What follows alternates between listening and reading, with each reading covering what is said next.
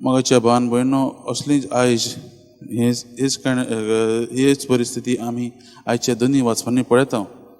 पयल्या वाचपान आमी पळयलां जेरेमिया प्रवादी, ताकाय ते सगळे सकला घालूंक सोदतात. ताचे लागींचे इश्ट देखून ताचे तो कितें करता तें ताका सकला घालूंक सोदतात. आनी आमी पळयता आनी हेंच जेरेमिया प्रवादी देवा लागीं उलयता, देवा लागीं सांगता, आपली सगळीं भावनां तो काडटा. आनी आमी पळयत जाल्यार जेरेमिया प्रवादी आमकां दिसता केन्ना तो कंप्लेनूय करता अशें म्हणून. कितें ताका जाय देवान तांकां केस लायलेली, ताचे कोण अपराध्यांक केस लायलेली ताका जाय. पूण